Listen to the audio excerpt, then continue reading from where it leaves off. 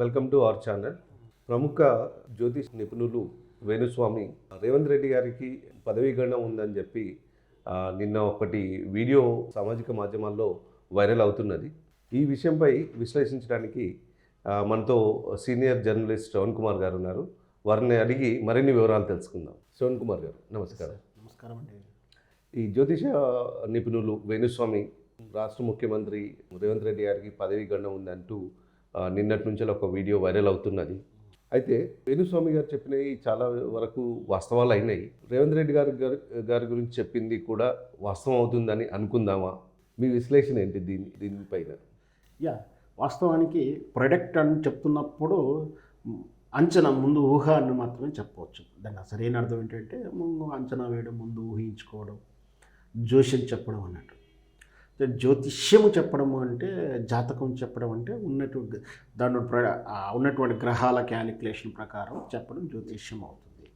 సరే, ఏదైతేనో ఏదో ఒక రూపంలో మన ప్రముఖ జ్యోతిశాస్త్ర నిపుణుడు వేణుస్వామి గారు తరచూ ఈ తనకు పరిచయం ఉన్నా లేకున్నా సెలబ్రిటీల యొక్క జాతకాలను ఆయన విశ్లేషించడం, చెప్పడం, వైరల్ అవ్వడం, సామాజిక మాధ్యమంలో తాను కూడా వైరల్ ఉండాలనుకోవడం, పేరు ప్రఖ్యాతులు ఎక్స్పెక్ట్ చేస్తున్నాడా, లేదు సెలబ్రిటీ గురించి చెప్పడం వల్ల తనకు బిజినెస్ ట్రెండ్ వస్తుంది అనుకుంటున్నారా, రీజన్ ఏదైనా సరే ఎవరు అడిగినా అడగకున్నా సెలబ్రిటీల విషయాల్లో తన సినీ తారలు, స్పోర్ట్స్, పొలిటికల్ లీడర్స్ వ్యక్తులయ్యి లేదా ఆ తాలూకు ఇన్సిడెంట్స్లు విషయాలని, అంటే క్రికెట్ మ్యాచ్ కూడా గెలుస్తుందా గెలవదా, ఎన్నికల ఫలితాల్లో ఎలా ఉండబోతున్నాయి, వ్యక్తిగతంగా ఎలా ఉండబోతుంది, ఇలాంటి ఇన్సిడెంటల్స్గా ఎలా ఉండబోతుంది, వాటి అన్నిటికి కూడా వేణుస్వామి గారు ప్రైవేట్ ఛానల్ను తాను ట్వీట్ చేయడం, రకరకాల ఈ జ్యోతిషం చెప్పడం గత కొంతకాలం నుంచి ఉంది.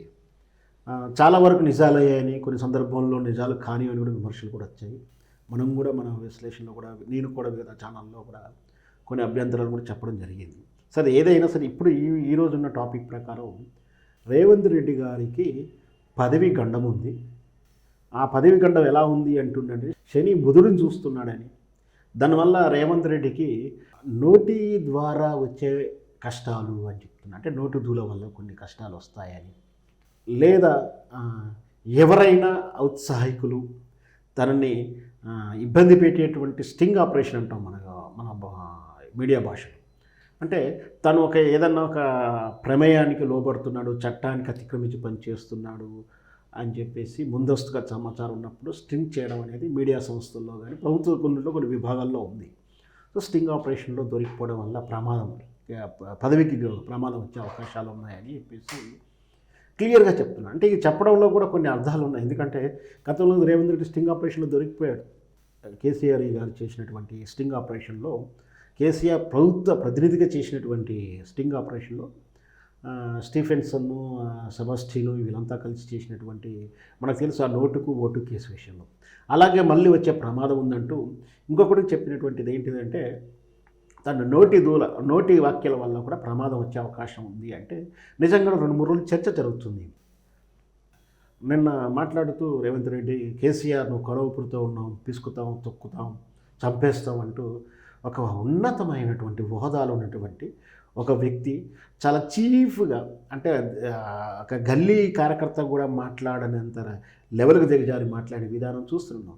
ఒక ప్రతిపక్ష నాయకుడిని, అంటే మనకు తెలుసు నిజంగా కూడా తను గాయపడి కొంచెం ఉండడం కానీ, అయితే రాజకీయ విషయంలో కూడా ఓడిపోయి తక్కువ స్థాయి ఓట్లు 39 సీట్లు మాత్రం వచ్చింది. అంటే నిజంగా అతను చెప్పినప్పుడు కొడవపురితో ఉన్నట్టు అంటున్నాడు, నేను చంపేస్తాను, తొక్కేస్తాము అంటే అది ఉద్దేశము మరి ఫిజికల్గా చేస్తున్నాడా, రాజకీయంగా చేస్తున్నాడా, పాడిన పదభాష మాత్రం ఎలాంటి మాటలు మాట్లాడకుండానే కేసీఆర్కి అహంకారం అనో రకరకాల అంటగట్టేసి ప్రాపగండం చేసి ఓడగొట్టారు. సాక్షాత్తు మరి ఆ ధోరణి ఇతను అవలంబిస్తున్నాడు. ఆల్రెడీ తొక్కేస్తామని, చంపేస్తామని అంటూ ఆల్రెడీ ప్రభుత్వం వల్ల నష్టపోతున్నటువంటి కొందరు వ్యక్తులు పబ్లిక్ బయటకు ఇవ్వడం కానీ, మీడియాలోకి వెళ్ళడం కానీ, సోషల్ మీడియాలో చేయడం కానీ చెప్తున్నాడు. మనం చూసాం. గతంలో ఈ మధ్యకాలంలో కరెంటు లేదని చెప్పి ఒకరు వ్యాఖ్య చేసినందుకు వాళ్ళ మీద కేసులు పెట్టడం, ఇట్లా చూస్తున్నాం. అంటే ఇక్కడ తను దుద్దుకు చర్యల వల్ల కానీ, ఈ నోటి దూల వల్ల కానీ ప్రమాదం వచ్చే అవకాశాలు ఉన్నాయని వేణుస్వామి చెప్పడం. ఎక్కువ శాతం చాలా వరకు కొన్ని సందర్భాల్లో ఎక్కువ శాతం నిజాలుగా అయ్యేనమాట కూడా వాస్తవం. సో అంచేతనే మరి పదవి గణ ఉంటుందా అంటే ఇవన్నీ చెప్తుంటే వేణుస్వామి చెప్పాడనే విషయాన్ని పక్కకు పెట్టేస్తే ఇవన్నీ జరిగినాయా లేవని చూస్తే నిజంగా కూడా ఒక వాక్య అలా చేయడంతో ప్రజల్లో ఆయన మీద విశ్వాసాన్ని కోల్పోయారు. ప్రజలు విమర్శిస్తున్నారు. ప్రజలు ఆల్రెడీ పథకాలు అమలు కావట్లేవని, లబ్ధి దాకా రావట్లేదని, గతంలో ఇంట్లో కూర్చుంటూ వచ్చినటువంటి రైతు బంధు ఇంకా రాని వాళ్ళు చాలామంది ఉన్నారు. ఉచిత కరెంట్ రావట్లేదు. Current cuttings, powers cuttings hours start అయ్యాయి. దీని వరుస ప్రయాణాలు, ఉచిత ప్రయాణం వల్ల అంటే రావాల్సిన రాకపోగా వీళ్ళు ప్రయాణం చేద్దామంటే ఇబ్బందులుగా వస్తున్నాయి. సో ఇవన్నీ చూసి ప్రజల్లో కొంచెం అశాంతి ఏర్పడింది. దీనితోడు వీళ్ళు కూడా ఒక టార్గెట్ పెట్టుకున్నారు. 100 డేస్లో మేము హామీలు పూర్తి చేసేస్తామని. దాంతో ఆల్రెడీ చూస్తుండగా అప్పుడు 50 డేస్ అయిపోయినట్టు ఇంచుమించు. అంటే దీని అర్థం ఏంటి, 50% అయిపోయింది. రాబోయేటువంటి 2 వారాల్లో ఎన్నికల కోడ్ రాబోతుంది. అప్పుడు ఎలాంటి పథకాలు అమలు చేయడానికి కానీ కొత్తవి ప్రవేశపెట్టడానికి అవకాశాలు లేవు. అలాంటప్పుడు వీళ్ళకి 100 డేస్లో వీళ్ళు ఇచ్చిన హామీలు ప్రజలకు చేరకపోయిన ప్రమాదం ఉంది. ఒకవేళ చేరితే అంటే ప్రతిఫలం అందిన వాళ్ళు సరే పాజిటివ్ ఉంటారో నెగిటివ్ ఉంటారో కానీ ప్రతిఫలం అందని వాళ్ళు చాలా నెగిటివ్గా ఉంటారు. ఎందుకంటే ప్రజల ఆలోచన ధోరణి మారింది. ఎందుకంటే ఇప్పుడు రేషన్ కార్డు అప్లై చేసిన వానికి రాలేదు, వాళ్ళకు కోపం ఉంటుంది. ఆల్రెడీ రేషన్ కార్డులో ఉంది, నీకు కారు ఉందనో ఇల్లు ఉందనో రకరకాలైనటువంటి డేటా ఆధారంగా వాళ్ళకు అనర్హులుగా ప్రకటిస్తారు. అలాంటప్పుడు నన్ను మాత్రమే నియమంగా నిబంధన, నాకేదో కారు లోన్లో తీసుకున్నాను, అప్లో తీసుకున్నాను, లేదా ఇంకో ఇతర రకంగా చెప్తారు. అంటే డ్రైవర్గా నడుపుకుంటాను రకరకాలుగా, లేదో కలర్ టీవీ కొనుక్కోవడమో, చిన్నపాటి ఇల్లు కొనుక్కోవడమో ఏదో చేస్తారు. చిన్న ఇల్లు కూడా సొంత ఇల్లు ఉండగా ఫీల్ అవుతుంటారు.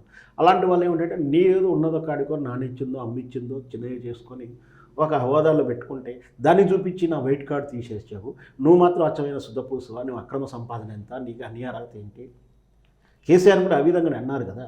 సో అంటే కేసీఆర్నే క్షమించలేదు ఈ సమాజం అంటే రేవంత్ రెడ్డి పెద్ద విషయం కదా, ఆకుతో సమానం ప్రజలకు వాళ్ళకు. ఎందుకంటే సామాన్య వ్యక్తి, ఆయనకేం పోలియో లేదు, ఒక తెలంగాణ ఉద్యమకారుడు కాదు, కరడు కట్టిన కాంగ్రెసీవాది కాదు, జస్ట్ తను ఒక ఏజెంట్గా పనిచేసినటువంటి, కమర్షియల్ ఏజెంట్లా పనిచేసినటువంటి సాధారణ బ్రోకర్. ఎందుకంటే టికెట్లు కొనడం అమ్మడం, పార్టీ టికెట్లు అమ్మడం కొనడం, లేదా ఎమ్మెల్యేని గెలిపించడం, దానికి వ్యవహారం పనిచేసినటువంటి ఒక కమిషన్ బేస్డ్ వ్యక్తిలా పనిచేస్తున్నాడు. అలాంటి వాళ్ళకి ప్రజల్లో విశ్వాసం ఉంటుందనో, ప్రజలు ఆయనకు మద్దతు చొరవంతారనుకుంటే ఎక్కడా లేదు.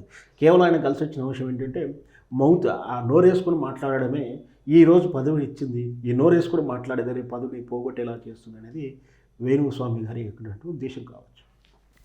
ధన్యవాదాలు శ్రవణ్ కుమార్ గారు.